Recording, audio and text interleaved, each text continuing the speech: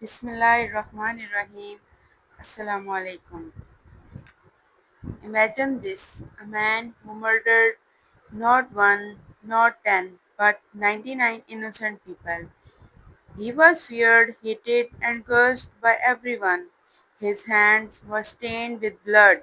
His heart was dark with sins. Now tell me, do you think Allah would ever forgive such a man?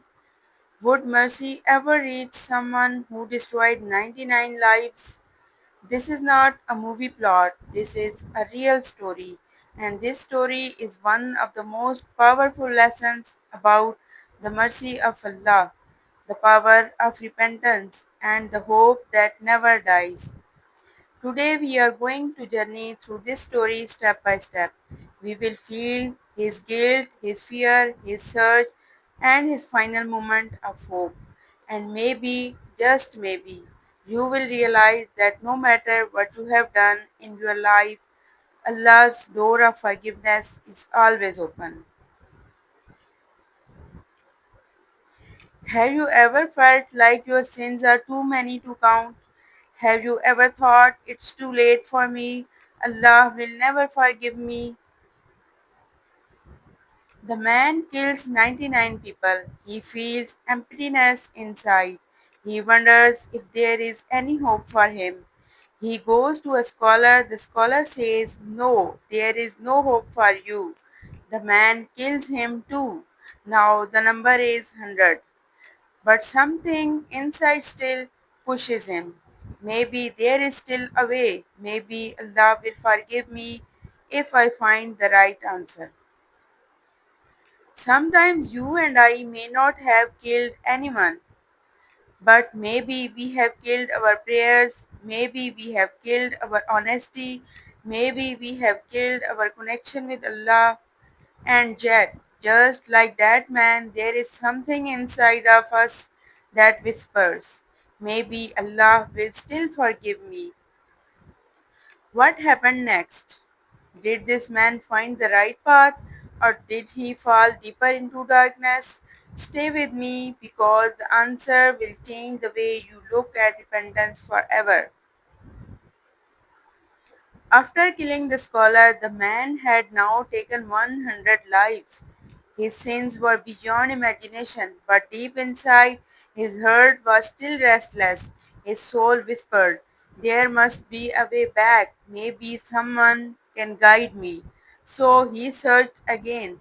This time he found another scholar, and with a trembling voice he asked, "Is there any forgiveness for me? I have killed 100 people. Is there any way back to Allah?"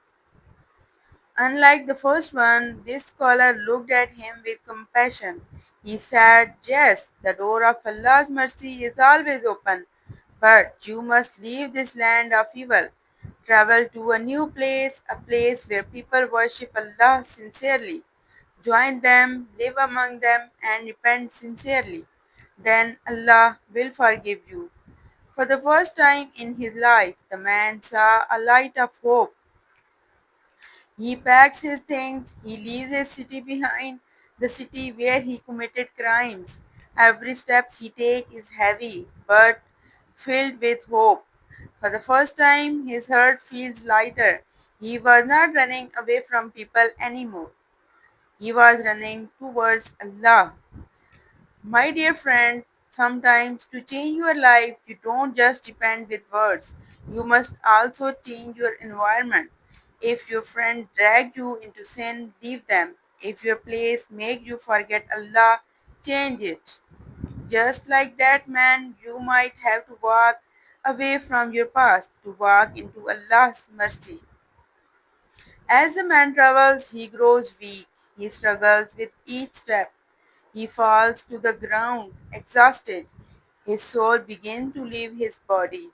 Can you imagine a man who spent his entire life killing, dies not into sin, but on the path of forgiveness?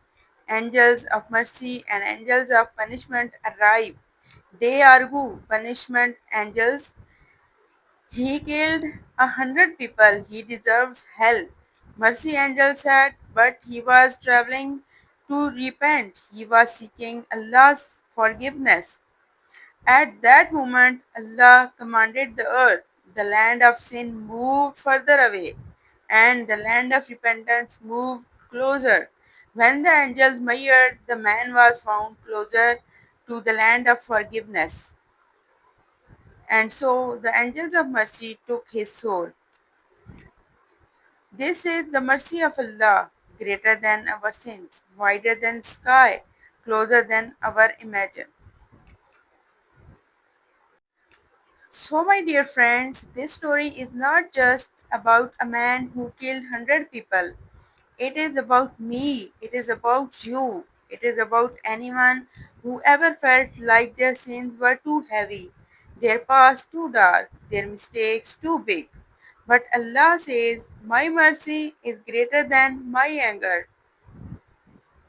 From this story, we should learn never lose hope in Allah's forgiveness, no matter what you have done lying, cheating, abandoning prayers, breaking promises. Allah's mercy is bigger than your sins. Repentance is not just words. The man left his city of sin, he changed his environment. If you truly want to repent, change your circle, your habits, your surroundings. The right guidance matters. The first scholar told him no, he was wrong. The second guided him to hope. In your life, seek advice from people who bring you closer to Allah, not those who push you away. That man didn't even reach the city of good people, but because he was sincerely walking towards it, Allah forgave him. My dear friends, maybe you think your sins are too many.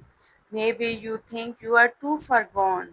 But if Allah can forgive Adam, if Allah can forgive Umar, if Allah can forgive a thief, a murderer, a sinner, then why not you? The real question is, are you ready to take that first step? Are you ready to walk away from your past and walk towards Allah? My dear friends, your past does not define you. Your sins do not define you. What defines you is the choice you make now. Turn back to Allah, make sincere repentance, change your path because one step towards Him and He will run towards you. So tonight, raise your hands, say, Oh Allah, forgive me. Cry, break, surrender, because the one who forgave a murderer of 100 is waiting to forgive you too. O Allah, forgive our sins, small and big, hidden and open. O Allah, forgive our sins, small and big, hidden and open.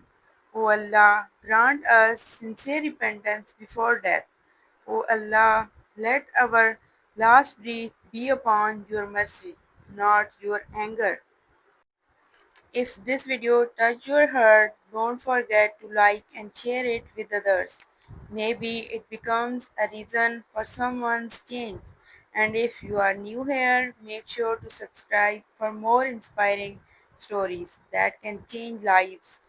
Also, I would love to hear your thoughts in the comments below.